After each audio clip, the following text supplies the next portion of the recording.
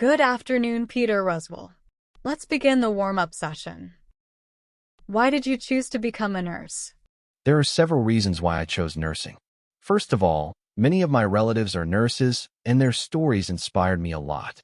Besides, nursing is a profession with an ocean of opportunities both native and abroad. Above all, this is a service-oriented profession in which I can serve humanity. Hence, I chose nursing as my career. Why did you choose OET? It is my long-term ambition to work as a registered nurse in any English-speaking country, such as the UK, Ireland, and so on. To meet the requirements to register as a nursing professional there, I need to prove my English language proficiency.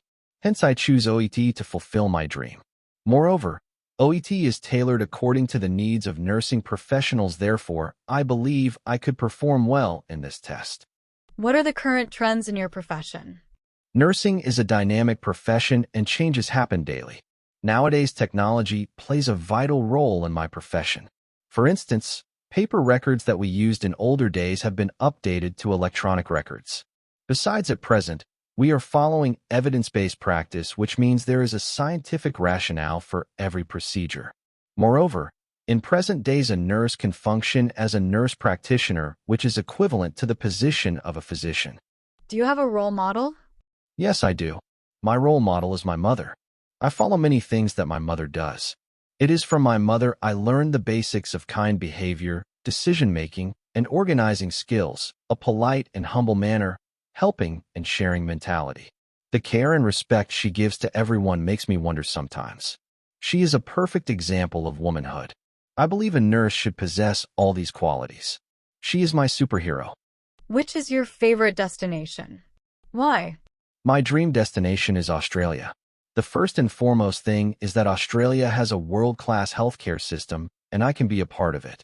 Secondly, the country has a better standard of living and economic and political stability. Besides, here nurses are paid well and respected too. In addition, I have man.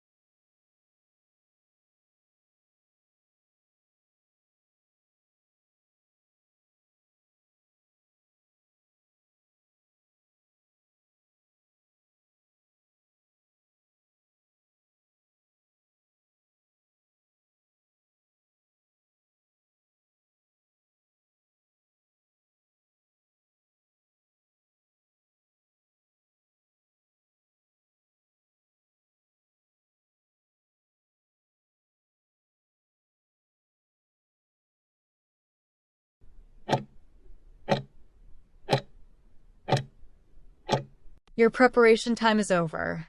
Please start your OET speaking roleplay. Good afternoon, Mihiraa. I'm Nurse Peter Ruswell. Today, we'll talk through everything you need to know about going home and recovering from your fractured leg. First, though, how are you really feeling today? Good afternoon, Nurse Ruswell. Honestly, I'm feeling quite worried. It's my leg, you know? I just can't wrap my head around how a broken bone can heal just with a cast. It feels like it needs more intervention somehow. Mihiraa, I can absolutely sense your worry, and it's completely understandable to feel that way. When we think of something broken, we often imagine it needing to be fixed directly, but with bones, it's truly remarkable how your body heals itself. Bone healing is a wonderfully natural process, and while it certainly takes time, sometimes weeks or even months, depending on the break, your body's incredible ability to repair itself is already hard at work, knitting that bone back together.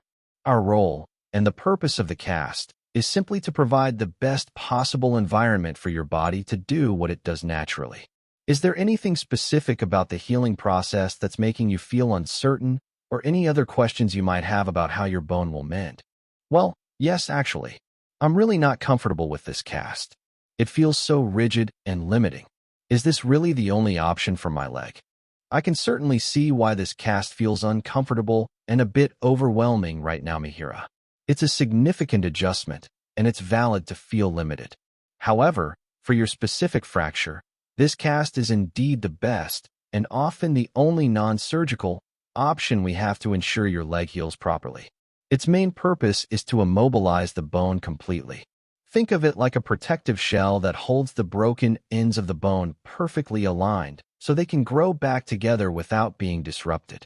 This prevents any further injury to the healing bone while it's in its most vulnerable stage.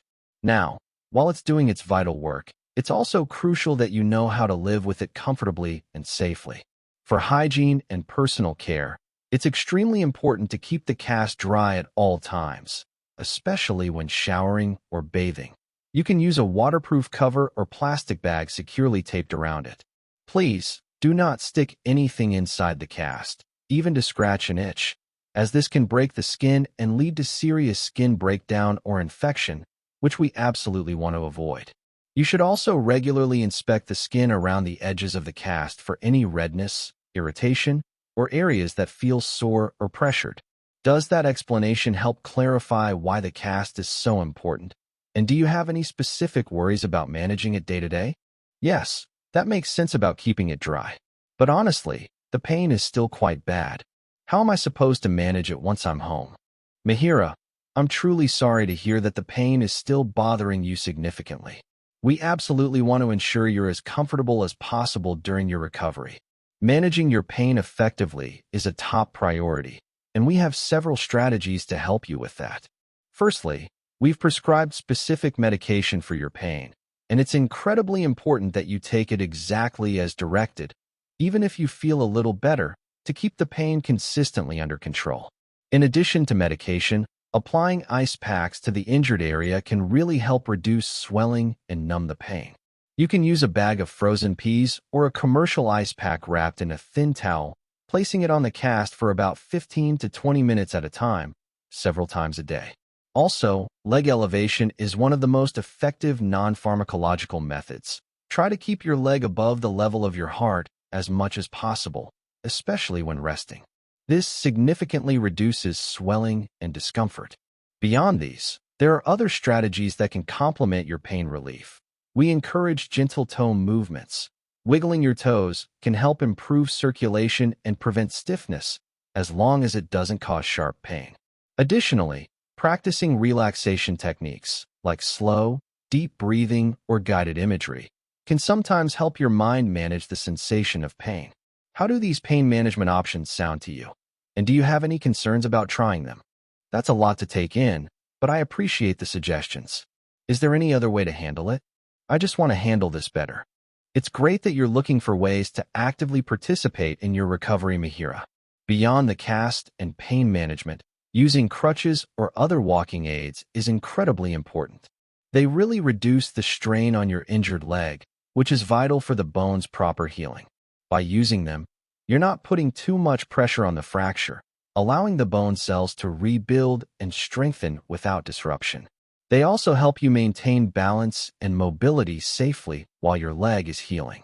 We'll make sure you feel confident and stable using them before you leave.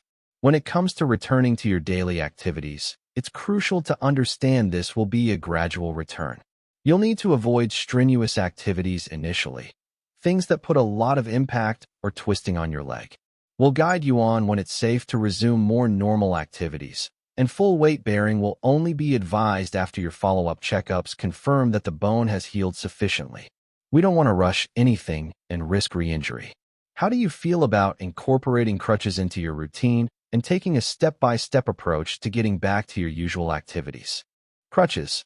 I suppose I'll have to get used to them. But why should I come back again for a follow-up? Is it needed? I just want to get back to my normal life. I completely understand your desire to get back to your normal life, Mihiraa, and that's a wonderful goal to have. However, coming back for your follow-up checkups is not just needed.